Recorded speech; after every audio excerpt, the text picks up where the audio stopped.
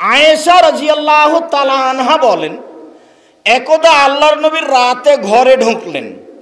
রাতে ঘরে ঢুকে ধীরে ধীরে জুতা কাপড় চোপড় খুলে বিছানায় রেখে দিলেন।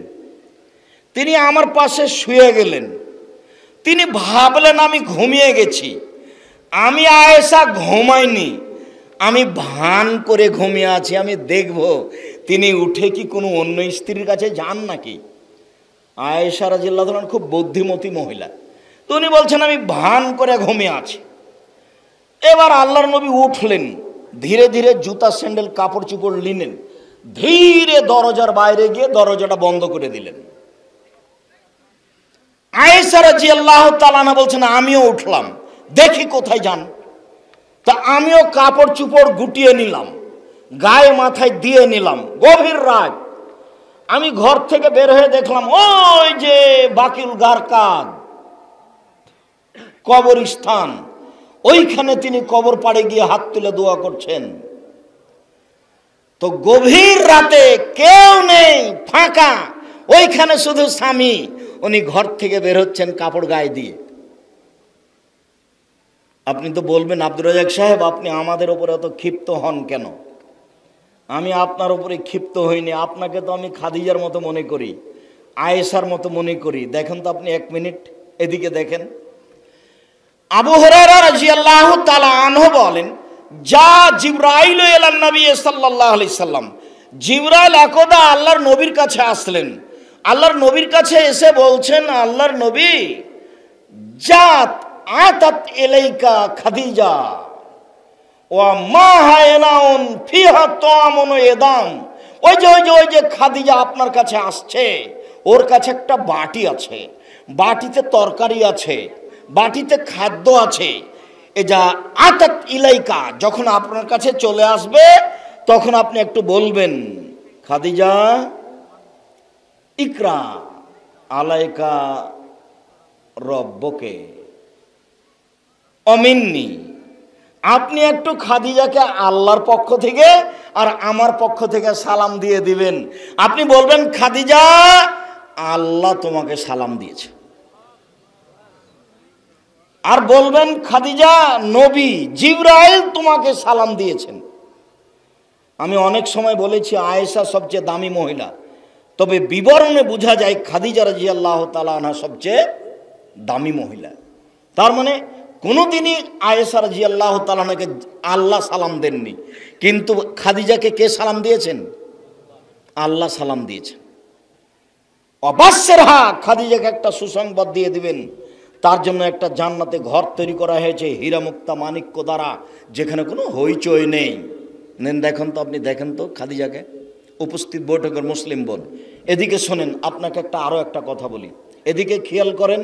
এই মেয়ে এদিকে খেয়াল করো, দেখেন আপনি একটু। হাজারা ইব্রাহিম ও বে সারাতা, ইব্রাহিম আলাইহিস সালাম তার স্ত্রী সারাকে নিয়ে হিজরত করলেন। এক এলাকা থেকে আরেক এলাকায় বের হয়েছেন, যাচ্ছেন। ফাদাখালা বিহা কারিয়াতান, তিনি একটা গ্রামে ঢুকলেন স্ত্রীকে নিয়ে। ফিহা জাব্বারুন মিনাল জাবাবেরা, সেই গ্রামে ছিল স্বৈরাচারী শাসক।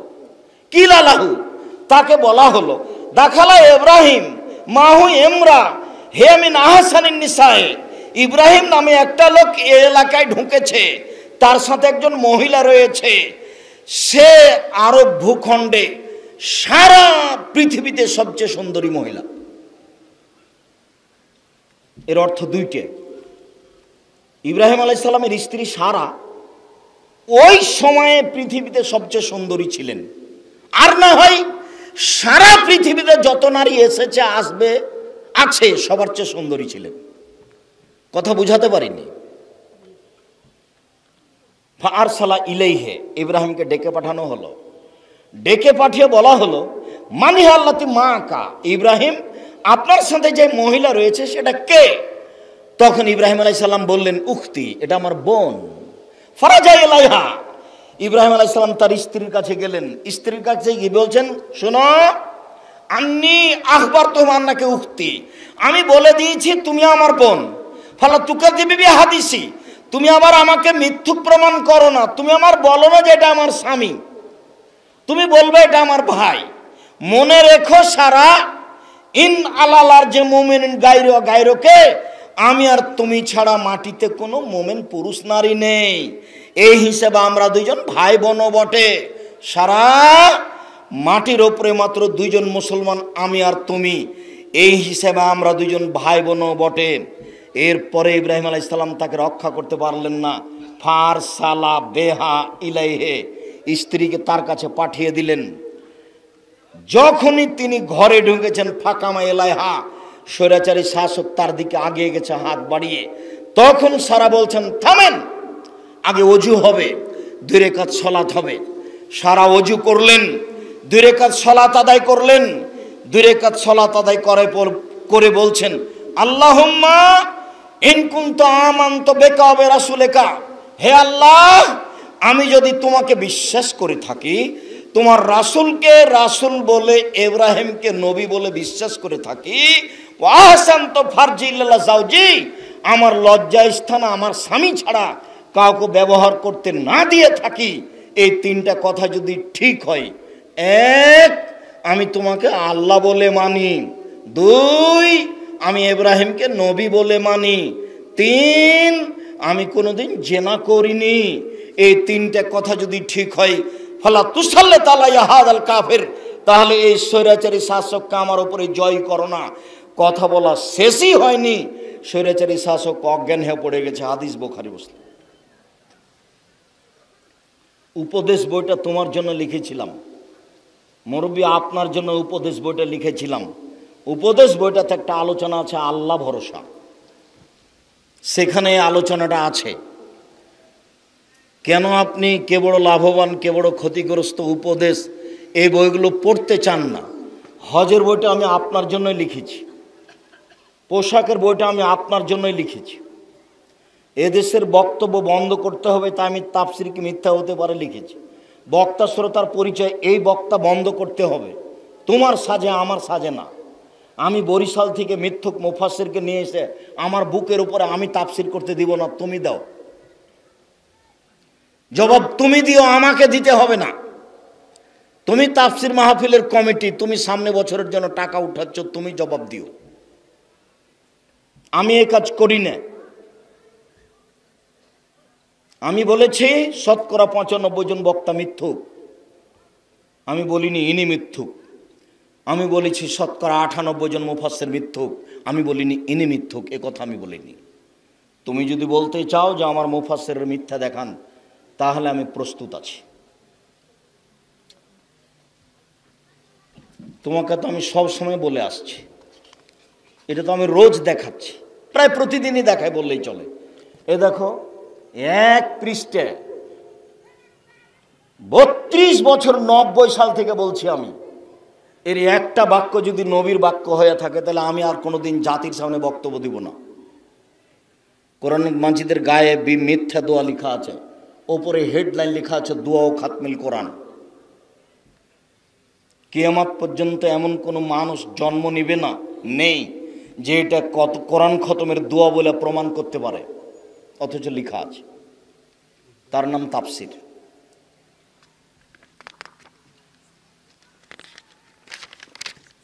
এত এই পৃষ্ঠায় ছোট করে লেখা আছে নিচে, ওখানে হেডলাইন লেখা আছে দোয়া ও খাতমিল কোরআন, কোরআন খতমের দোয়া। আমি 30 বছর থেকে কেউ ঠিক বলে প্রমাণ করতে পারেনি, আমি আমার মরা পর্যন্ত সময় দিলাম।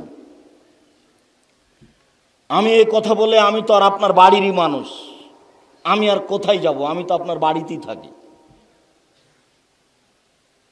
আমি এই কথা বলে একটা জিনিস আপনাকে আমি আশ্বস্ত করতে চেয়েছি, যেহেতু আমি আপনার বাড়ির মানুষ, আপনার ভাই, আপনার ভাতিজা, তাহলে আপনি আমার উপরে আস্থা রাখেন, ভালো হবে। উপেক্ষা করে চলার চেষ্টা করিয়েন না। এদেশের মহিলা বৈঠকে মিথ্যা কথা চলে, এটা বন্ধ করতে হবে। কালকে আমি আলোচনা করছিলাম 9 ধরনের সলাত, তার মধ্যে একটা ছিল সলাতুল আওয়াবিন। তো সলাতুল আওয়াবিন হবে 10:30 11টার সময়। আমাদের মহিলা বৈঠকে সেটা চালু করেছে মাগরিবের পরে 6 রাকাত। মাগরিবের পরে 6 রাকাত সলাতুল আওয়াবিন পড়লে কাবিরা গুনাহ হবে, বিদাত হবে। তো মহিলা বলেছে যে মিথ্যা কথা বলে তাই বলেছে, ও তো বুবু দিয়ে চলে, বক্তব্য চলে। কি দিয়ে? ও তো বুবু দিয়ে বক্তব্য চলে। আমি তো না করেছি, আমি ওর স্বামীকে না করেছি, ও তো বহুদূরের কথা। আমি এই হুজুরকে না করেছি, ও মহিলা তো বহুদূরের কথা। ওকে তো আমি ভাবতেই পারি না দিন প্রচারের জন্য। সম্মানিত দিনী ভাই বোন, আপনি মনে রাখবেন, রাসূল সাল্লাল্লাহু আলাইহি সাল্লাম বলেন, বাল্লিগু আন্নী ওয়ালাউ আয়া, পৃথিবীর মানুষ আমার একটা কথা জানা থাকলে বলো, ও হাদিসুন বানি ইসরাইল, বানি ইসরাইলের কাহিনী বলো। মান কাযাবা আলাইয়া মুতাআম্মিদান ফালিয়াতাবাওয়া মাকআদাহু মিনান নার। কেউ যদি কোনো কথা আমার নামে বলে, সেই কথা যদি আমার না হয়, তাহলে তার থাকার জায়গা জাহান্নাম। জুব্বা যত বড় হোক, পাগড়ি যতই বড় হোক, আলখাল্লা যতই বড় হোক, বিচারের মাঠে বাঁচার কোনো পথ নেই। এই দোয়া যদি নবীর দোয়া বলে চালিয়ে দেওয়া হয়, এরই নাম নবীর নামে মিথ্যা কথা। নবীর নামে যারা মিথ্যা কথা প্রচার করছে, তাদের বাঁচার পথ নেই। জানাজাকে সামনে রেখে বক্তব্য চলবে না। মাটি দেওয়ার পরে সবাই মিলে দাঁড়িয়ে দোয়া করা যাবে না। মুমূর্ষু জান মরে মরে, ওর সামনে ওর পাশে কোরআন মাজিদ পড়া যাবে না। মরা মানুষের নামে দাওয়াত দেওয়া যাবে না। সবাই মানুষ বেশি হয়ে গেছে, তাই এক ডালি মাটি নিয়ে সবার হাতে ছয়ে দিয়ে কবরে দিয়ে দিল, এটা চলবে না। লাশকে ডান কাতে লাগিয়ে রাখতে হবে, চিৎ করে শোয়ানো যাবে না। বুকের উপরে হাত রাখা যাবে না, পাশে রাখতে হবে। সবাই মিলে কবরস্থান ঘরে চতুর্দিকে দাঁড়িয়ে হাত তুলে দোয়া করা যাবে না। কবরস্থানে গিয়ে হাত তুলে দোয়া করতে হবে, এটা তার ব্যক্তিগত ব্যাপার। এখনই যেটা দেখলেন যে আয়েশা রাদিয়াল্লাহু তাআলা আনহার কথা বলতে যাচ্ছিলাম, যে আয়েশা রাদিয়াল্লাহু তাআলা না এইটুকু জায়গা যাচ্ছেন গভীর রাতে মাথায় কাপড় দিয়ে। সম্মানিত দিনী ভাই বোন, মিথ্যা কথাটা এসেছিল, তাই আপনাকে একটু শক্তভাবে শুনিয়ে রাখলাম। আমি এই মিথ্যে বক্তব্যের ভুক্তভোগী। আমার চোখের সামনে মানুষ মিথ্যা বক্তব্য দেয়, আমার চোখের সামনে মানুষ মিথ্যা তাফসীর করে। যেহেতু জনগণ তার সাথে, যার কারণে এটা তার পক্ষে সহজ, তাছাড়া এটা সহজ হতো না। ভুল পথে চলে এইভাবে অন্যায়কে ধর্মের নামে সহযোগিতা করে পরকাল হারায়েন না। আপনি আমার দিনী ভাই, আপনি আমার দিনী বোন। বলছিলাম, আবু হুরায়রা রাদিয়াল্লাহু তাআলা আনহু বলেন, রাসূল সাল্লাল্লাহু আলাইহি সাল্লাম বলেছেন, আদ-দুনিয়া কুল্লুহা মাতা, সারা পৃথিবী সম্পদ। খায়রুদ দুনিয়া খায়রুল মাতা আল মারাতুস সালেহা, সম্পূর্ণ পৃথিবী হচ্ছে সম্পদ, আর উত্তম সম্পদ হচ্ছে আল মারাতুস সালেহা, ভালো স্ত্রী। আপনি আমার দিনী বোন, আপনি আমার দিনী চাচি, খালা, ফুফু, আপনাকে আমি একজন উত্তম মহিলা হওয়ার জন্য অনুরোধ জানাচ্ছি। আল্লাহ নবী বলছেন, আদ-দুনিয়া কুল্লুহা মাতা ওয়া খায়রু মাতাই দুনিয়া আল মারাতুস সালেহা, গোটা পৃথিবী সম্পদ আর উত্তম সম্পদ হচ্ছে মহিলা। আপনি আরো একটা কথা শুনে অবাক হবেন, আমার দিকে দেখেন। রাসূল সাল্লাল্লাহু আলাইহি সাল্লাম বলছেন, মালা আলা জারিয়াতাইনে, কেউ যদি দুইটা মেয়ের লালন পালন করে, তাহলে হাতা তাবলগা, মেয়ে দুটা বড় হয়ে গেল, বিবাহ শাদী দিয়ে দিল, হুয়া ওয়া আনা ফিল জান্নাতে হাকাজা, ও আর আমি জান্নাতে এইভাবে থাকবো। এইটা দেখা দিকে ফাজাম্মা, আঙ্গুল দুটি জমা করে রাখলেন। শোনো, কেউ যদি দুইটা মেয়ের লালন পালন করে, তাহলে আমি মুহাম্মদ সাল্লাল্লাহু আলাইহি সাল্লাম এবং সে মেয়ের বাপ জান্নাতে এইভাবে থাকবো। আবার বলছেন, কাফিরুল ইয়াতিম ওয়ানা, কেউ যদি ইয়াতিমের লালন পালন করে, তাহলে সেই ব্যক্তি আর আমি জান্নাতে একসাথে থাকবো। তারপর আঙ্গুল দুটি আবার জমা করলেন, তবে ফাররাকা বাইনাহুমা, দুইটার মধ্যে একটু ফাঁক করে দেখালেন। আমি মনে হয় দুইটা হাদিস বুঝাতে পারলাম না। আবার বলবো কি? আবার বলি, দুইটা মেয়ের লালন পালন করলেও নবীর সাথেই থাকবে জান্নাতে। আর যদি এতিমের লালন পালন করে, তাহলে পাশে থাকবে, সাথে থাকতে পাবে না। মোটা কথা এবার হয়েছে কি? এতিমের লালন পালন করলে সাথে থাকতে পাবে না, পাশে থাকতে হবে। আর যদি দুইটা মেয়ের লালন পালন করে, তাহলে কোথায় থাকবে? নবীর সাথে থাকবে। আমি বলিনি এই কথা, এই কথা মুহাম্মদ সাল্লাল্লাহু আলাইহি সাল্লাম বলেন। রাসূল সাল্লাল্লাহু আলাইহি সাল্লাম বলছেন, ইজা সাল্লাত খামসাহা, যখন কোন মহিলা 5 ওয়াক্ত সালাত আদায় করবে, ওয়াসামাত শাহরাহা, রমজান মাসের সিয়াম পালন করবে, আহসানাত ফারজাহা, জিনায় লিপ্ত হবে না, ওয়াতাত বালাহা, স্বামীকে মেনে চলবে, ফাল তাদখুল ফি বাবিন মিন আবওয়াবিল জান্নাত সাত, তার যে কোনো দরজাতে ইচ্ছাও ঢুকে যাবে জান্নাতে। 4টা কাজ করলে, 4টা কাজ করে পুরুষ জান্নাতে যাবে, এই কথা মুহাম্মদ সাল্লাল্লাহু আলাইহি সাল্লাম বলেননি। এই বাচ্চা, তুমি তো বুঝতে পারো না, তো তুমি তখন এসেছো কেন? একটু পায়ে বাহিরেই থাকতে। 4টা কাজ করে কোনো পুরুষ জান্নাতে যাবে, এ কথা মুহাম্মদ সাল্লাল্লাহু আলাইহি সাল্লাম বলেননি। তবে 4টা কাজ করে মহিলারা জান্নাতে যাবে, সব দরজায় খোলা, এ কথা মুহাম্মদ সাল্লাল্লাহু আলাইহি সাল্লাম বলেন। তবে আমি আর একটা কথা আপনাকে শোনাই, হাদিস বুখারী মুসলিম, আল্লাহ রাসূল বলছেন, কেউ যদি ওযু করার পরে বলে আশহাদু আল্লা ইলাহা ইল্লাল্লাহু ওয়াহদাহু লা শারীকা লাহু ওয়া আশহাদু আন্না মুহাম্মাদান আবদুহু ওয়া রাসূলুহু, তাহলে এর জন্য জান্নাতের সব দরজা খোলা। আল্লাহুম্মা জাল্লি মিনাত তাওয়াবিন ওয়া জাল্লি মিনাল মুতাতাহহিরিন, এই দোয়া পড়লে নেকি হবে। তবে কি নেকি হবে, এই কথা মুহাম্মদ সাল্লাল্লাহু আলাইহি সাল্লাম বলেননি। ওযু করার পরে এই দোয়া পুরুষ পড়লে জান্নাত খোলা, নারী পড়লো জান্নাত খোলা। রাসূল সাল্লাল্লাহু আলাইহি সাল্লাম বলছেন, পৃথিবীর মানুষ শুনে রেখো, আল আম্বিয়া ফিল জান্নাহ, নবীগণ জান্নাতে যাবেন, অসিদ্দিক সত্যবাদীরা জান্নাতে যাবে, অশুহাদা ফিল জান্নাহ, শহীদেরা জান্নাতে যাবে, ও নিসা মিন আহলিল জান্নাহ, মহিলারাও জান্নাতে যাবে। এখানে সাধারণ পুরুষ নেই, মহিলারা জান্নাতে যাবে, তার সাথে একটু কথা লাগানো আছে। রাসূল সাল্লাল্লাহু আলাইহি সাল্লাম বলছেন, স্বামী যদি কোনো সময় রাগ করে, তাহলে স্বামীর হাত ধরে ক্ষমা না নেওয়া পর্যন্ত কোনো কিছু খাবে না, এই মহিলা জান্নাতে যাবে। রাসূল সাল্লাল্লাহু আলাইহি সাল্লাম বলেন,